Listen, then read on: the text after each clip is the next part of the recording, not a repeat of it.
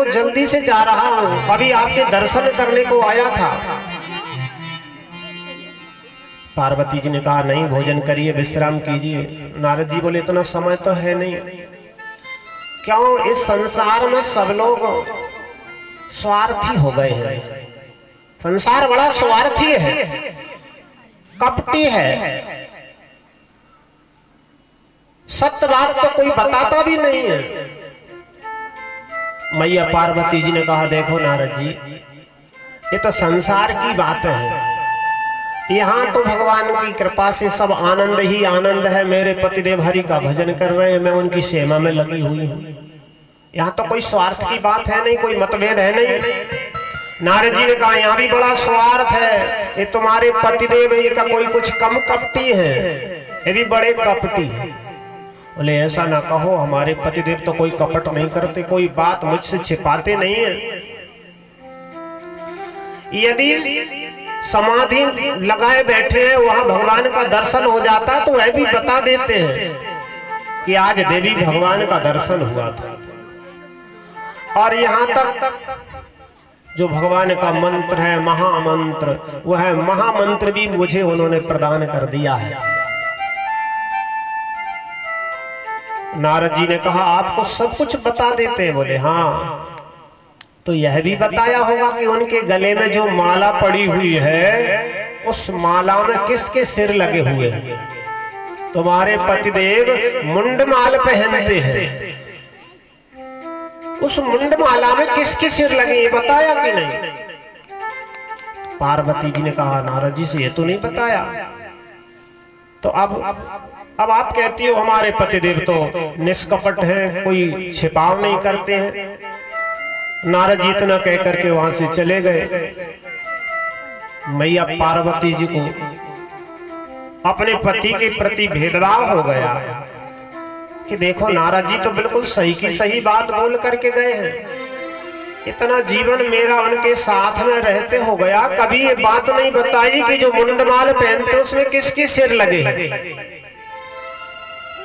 इसलिए नाराज हो गए, नाराज होकर के कोप भवन में चले गए। भगवान शिव जब आए, उन्होंने देखा कि अब भोजन का समय हो गया। अब अपन जब अपने संध्या बंदन से भजन से निवृत्त हो जाते हैं तो भगवान को भोग लगाते हैं, भोजन पाते हैं। शिव जी ने देखा कि भोजन का समय हो गया है तो भोजन भंडार बन गया होगा। देवी ने अभी तक आवाज नहीं लगाई कि प्रभु को भोग लगा दो। आप स्वयं ही चल करके देखते हैं, देखा तो रसोई घर तो खाली पड़ा हुआ था।